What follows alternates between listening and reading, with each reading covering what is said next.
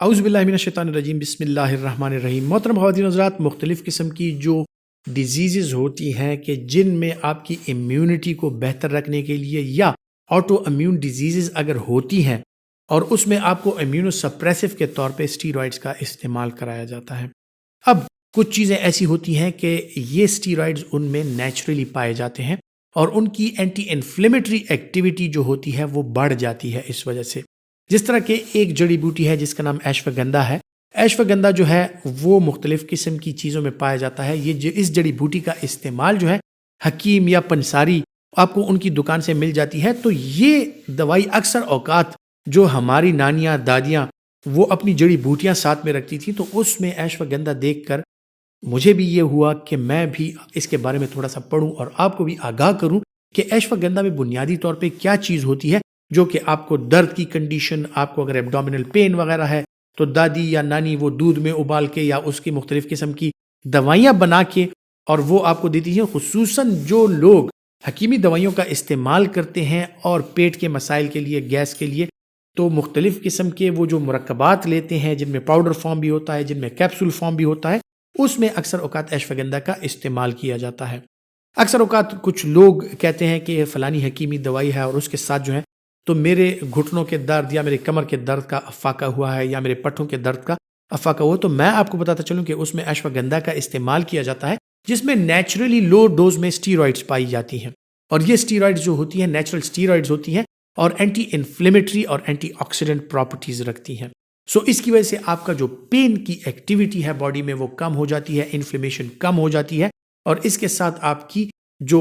درد کی کیفیت ہے وہ بہتر ہو جاتی ہے اور آپ کی صحت جو ہے وہ بہتر رہتی ہے۔ یہ چونکہ اینابولک اسٹیرائڈز ہے، اس کے ساتھ آپ کا باڈی بلڈ اپ ہوتا ہے اور آپ کی باڈی جو ہے وہ وزن بھی بڑھتا ہے ساتھ میں، اور ساتھ میں آپ کا مسکولر ماس جو ہے وہ بھی بڑھتا ہے۔ تو جنرل صحت کے لیے بھی ایشوگندھا جو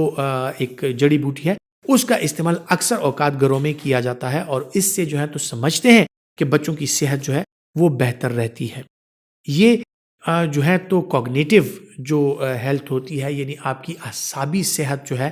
اس کے لیے بھی انتہائی بہترین ہے۔ جن لوگوں کو سلیپ ڈس آرڈرز ہوں، جن لوگوں کو مائلڈ سی انزائٹی یا اس طرح کی پرابلمز ہوں، تو ان میں بھی ایشوگندھا کا استعمال کرایا جاتا ہے اور اس کے خاص فوائد حاصل ہوتے ہیں، اور جو جسمانی صحت ہے وہ بہترین رہتی ہے۔ شوگر کے مریض اگر اس کا استعمال کریں تو ان کا شوگر نہیں بڑھتا، شوگر کا جو کنٹرول ہوتا ہے وہ بہتر رہتا ہے، اور اس کے استعمال کے ساتھ انسولین کی جو ایکسکریشن ہے وہ بہتر ہو جاتی ہے، تو شوگر کنٹرول بہتر رہتا ہے۔ اسی طرح اس میں اینٹی آکسیڈنٹ پراپرٹیز پائی جاتی ہیں، اس کے ساتھ جو آپ کی امیونٹی ہے وہ بہترین رہتی ہے، تو آپ کو جو امیونٹی ہے وہ اچھی ہوتی ہے۔ جو چھوٹی چھوٹی بیماریاں ہوتی ہیں خصوصاً نزلہ زکام ٹائپ، اس سے آپ بچے ہوئے رہتے ہیں۔ تو اگر آج کل کے موسم میں آپ اس کا استعمال مختلف قسم کے کاووں وغیرہ میں کریں تو آپ کو دوائیوں کی ضرورت نہیں پڑتی۔ سلیپ کی جن کو پرابلم ہے، یعنی جن کی نیند ڈسٹرب ہے، ان کے لیے ایک بہترین چیز ہے کہ اگر وہ اس کا استعمال کریں تو پرولونگ اچھی سلیپ سے وہ لطف اندوز ہو سکتے ہیں، اور اچھی اور پرسکون نیند سے ان کی صحت جو ہے وہ مزید بہتر رہتی ہے۔ اب بات کرتے ہیں کہ ایشوگندھا اگر اتنی اچھی چیز ہے تو کون سے لوگ ہیں جو اس کا استعمال نہ کریں، ان کے لیے خطرناک بھی ثابت ہو سکتا ہے۔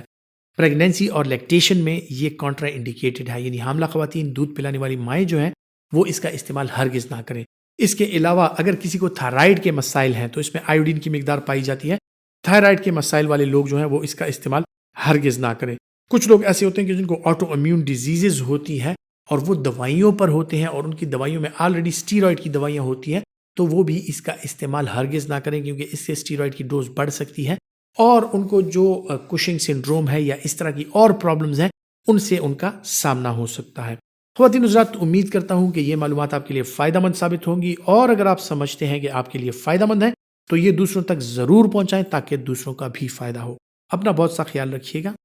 اللہ حافظ۔